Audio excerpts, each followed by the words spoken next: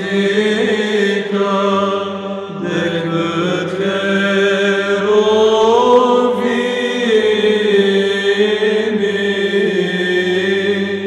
și mai slăvită, fără de asemănare, decât serafimii,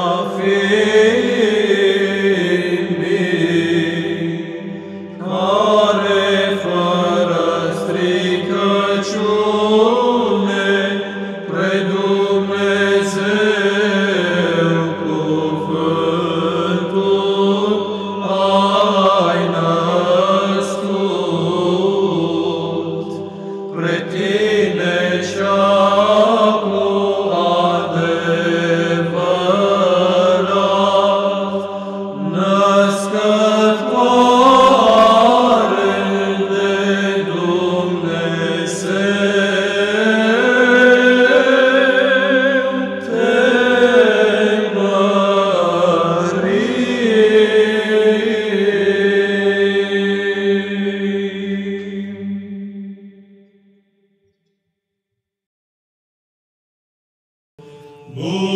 Bucură-te, prea curată, ceea ce e slava creștinilor. Bucură-te, Marie, Maica lui Hristos Dumnezeu. Bucură-te,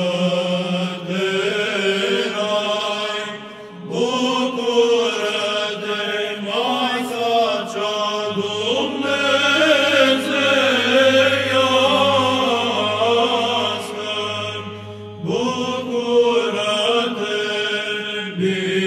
biserică, bucură-te, năstrapă de aur. Bucură-te, bucuria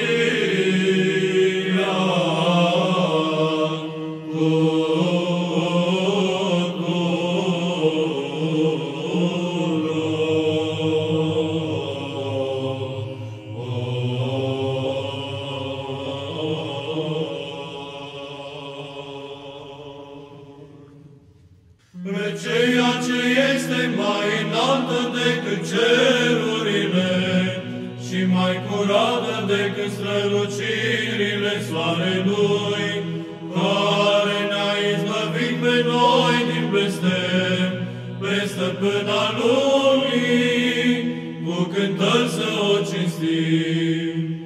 Pentru păcatele mele cele multe, mi se îmbolnăvește trupul și slăbește sufletul meu. La tine scap, ceea ce ești plină de daruri, nădejdea celor fără de nădejde, tu îmi ajută. Stăpâna și Maica izbăvitorului, primește rugăciunea robilor tăi, ca să fii solitoare către cel ce s-a născut din tine, o stăpâna lumii, fii mijlocitoare.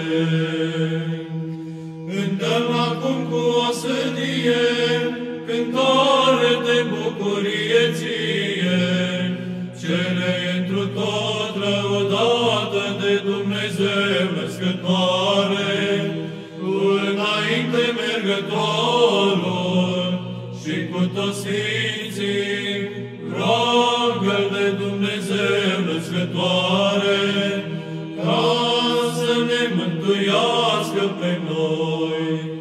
Toate oștile îngerești, înainte mergătorul Domnului, cei 12 apostoli și toți sfinții, dinpreună cu născătoarea de Dumnezeu, faceți rugăciuni ca să ne mântuiască pe noi.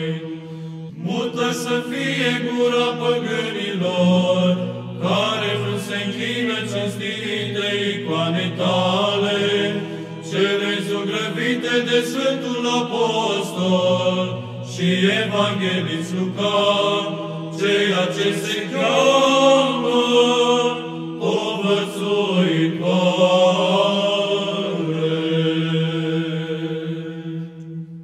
Milostivă fi mie smeritului, că afară de tine altă scăpare nu știm.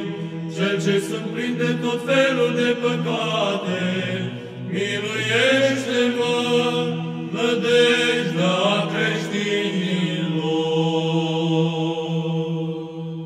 Înțelepciune. Ceea ce-și mai cinstită decât cheruvimii și mai mărită fără de asemănare decât serafimii, care fără stricăciune pe Dumnezeu cuvântul ai născut, pe tine cea cu adevărat născătoare de Dumnezeu, te mărim. Slavă ție, Hristoase Dumnezeule, nădejdea noastră, slavă ție!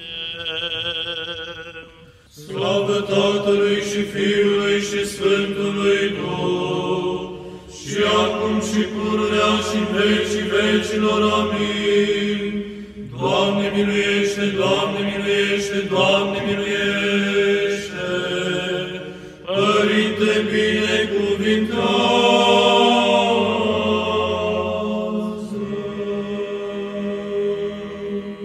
Hristos, adevăratul Dumnezeul nostru, pentru rugăciunile preacurate Maicii sale, ale preacuvioșilor și de Dumnezeu purtătorilor părinților noștri și cu ale tuturor sfinților, să ne miluiască și să ne mântuiască pe noi, ca un bun și de oameni iubitor.